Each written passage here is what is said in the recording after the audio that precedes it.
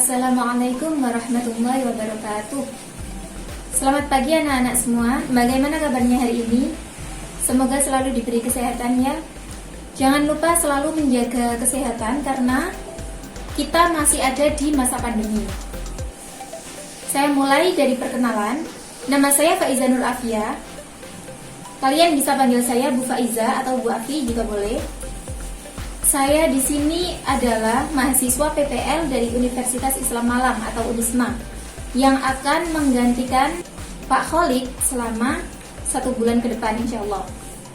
Nah, dalam 1 bulan ke depan itu semoga kita diberi kelancaran dalam kegiatan pembelajaran kita, amin. Mungkin cukup itu yang sebagai perkenalan atau perjumpaan kita pada pertemuan pertama ini. Nanti akan kita lanjut pada materi bab 2, yakni menapaki kehidupan yang benar bersama Kitabullah.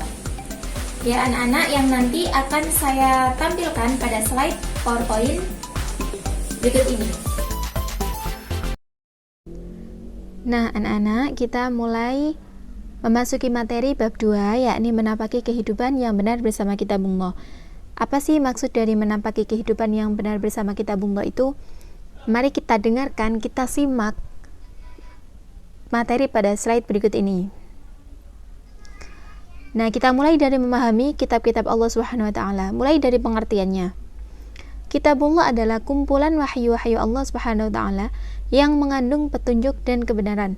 Makna lain dari Kitabullah adalah ajaran-ajaran Allah Subhanahu wa taala yang diwahyukan kepada nabi atau rasul, yang merupakan ketetapannya dan himpunan petunjuk yang ditulis dan dibukukan.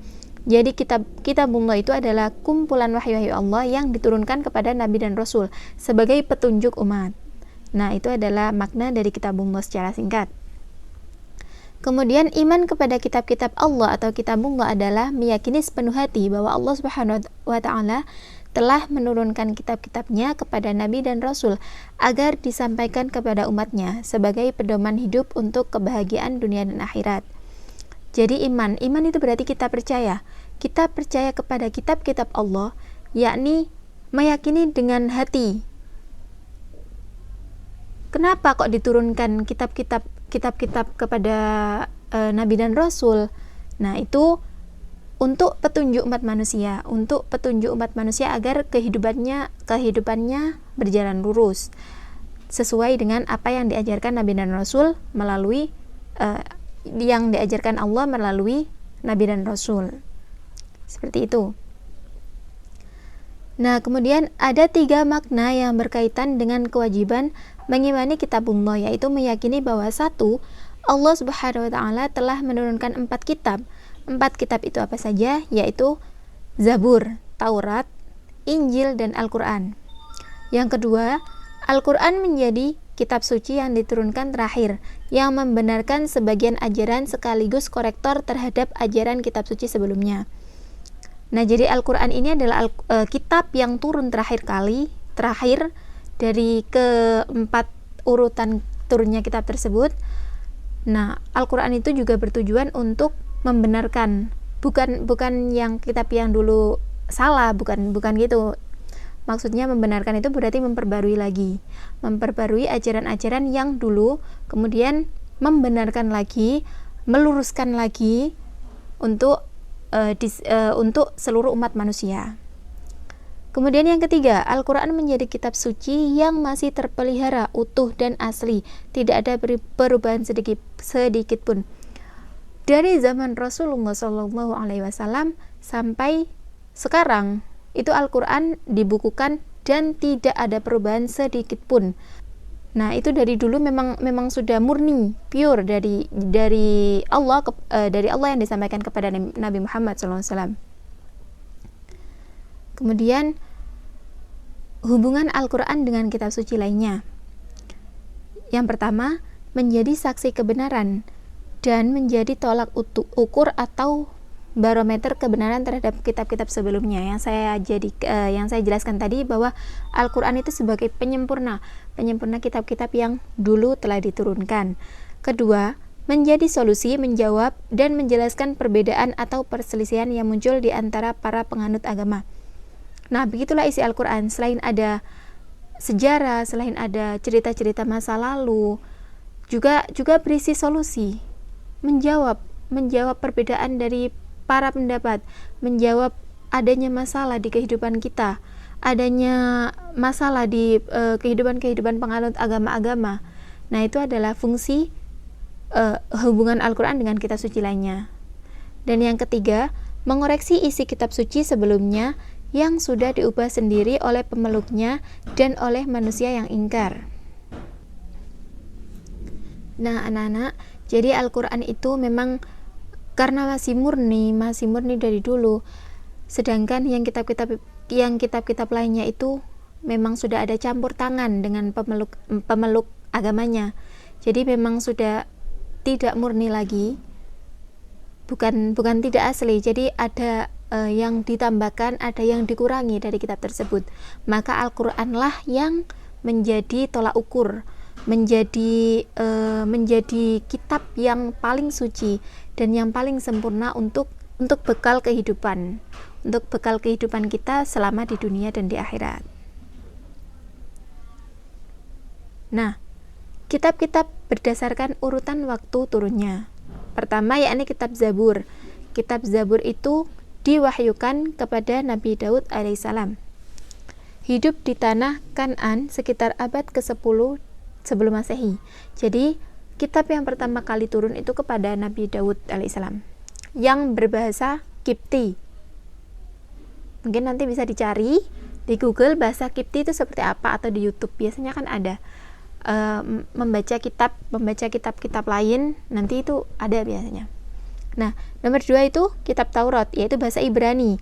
Kitab Taurat ini diturunkan atau diwahyukan kepada Nabi Musa alaihissalam.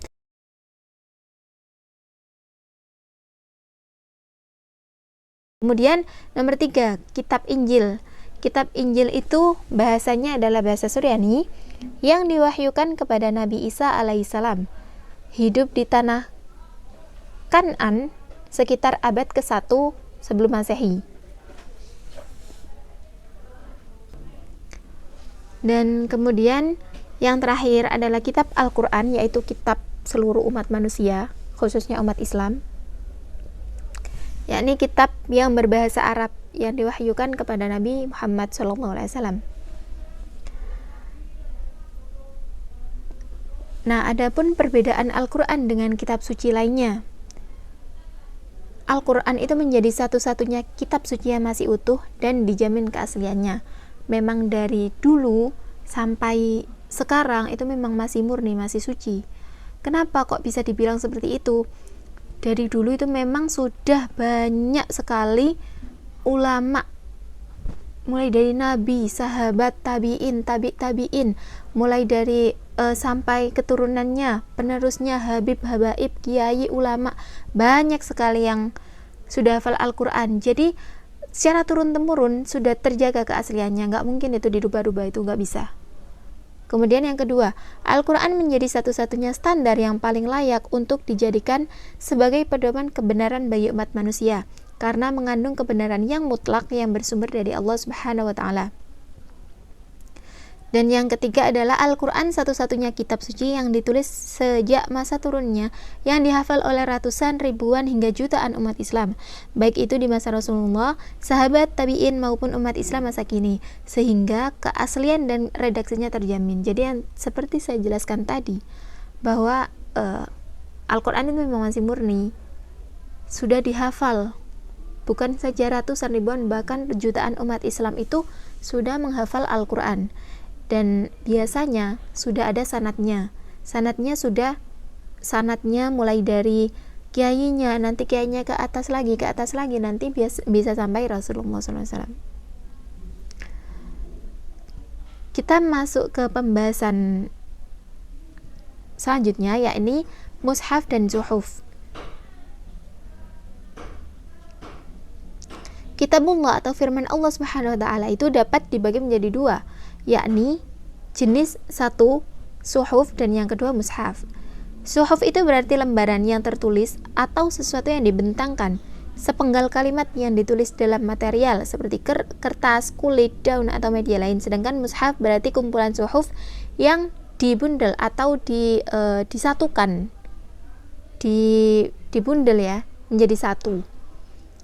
Berdasarkan sejak zaman penulisan Al-Quran, bentuk Al-Quran secara utuh sudah ada di zaman Nabi, meskipun ayat-ayat tersebut ditulis di tempat terpisah seperti pelapa kurma, kulit binatang, sabak batu, lembaran daun, atau di tulang binatang. Jadi memang pada zaman Rasulullah itu memang menulisnya Al-Quran itu di tempat-tempat, karena memang kertas itu belum ada. Mungkin ada juga sudah masih sangat minim. Nah, makanya itu ditulisnya itu di pelapa kurma. Pokoknya yang ada yang bisa dibuat nulis pada saat itu. Kemudian tersimpul bahwa suhuf terdiri dari beberapa lembaran.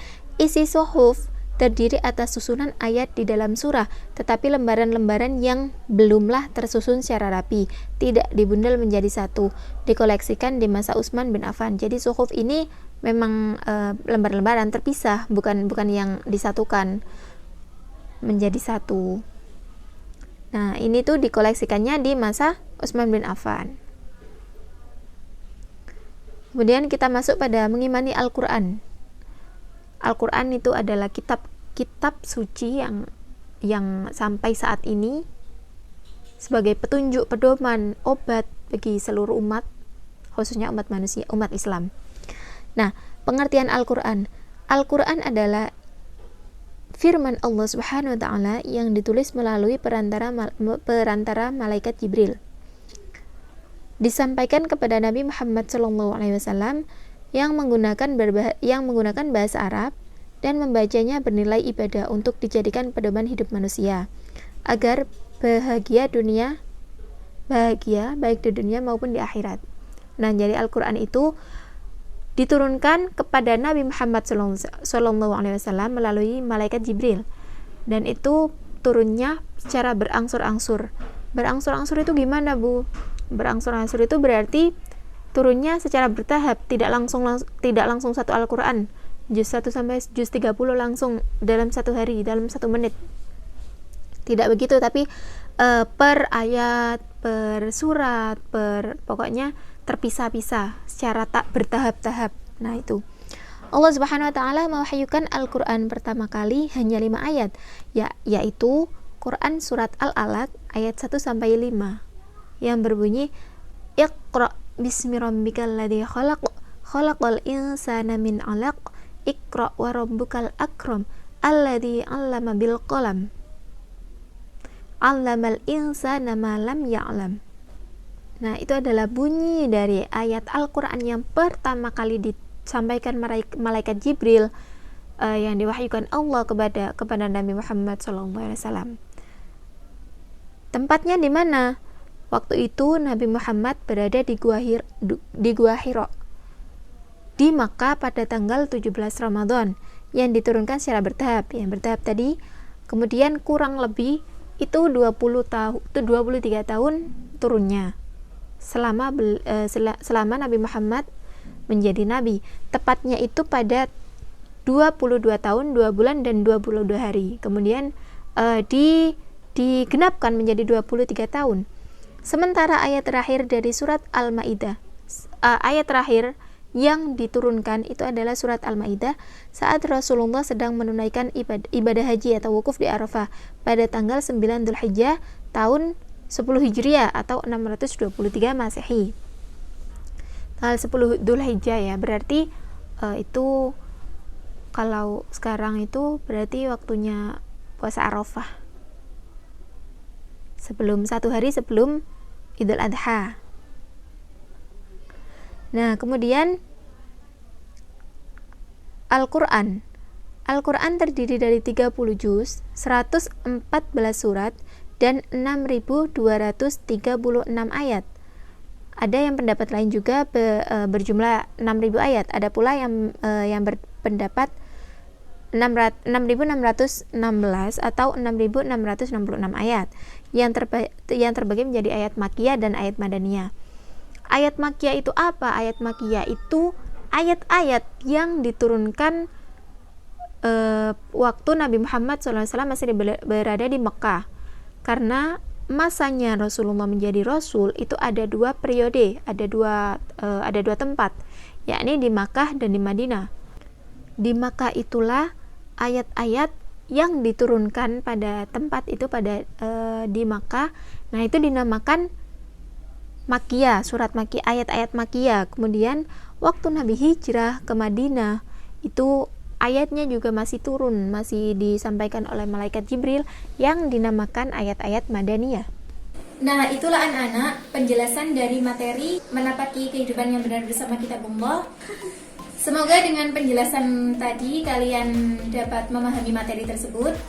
Dan apabila ada yang kurang paham tentang materi tersebut, kalian bisa langsung tanya di Google Classroom.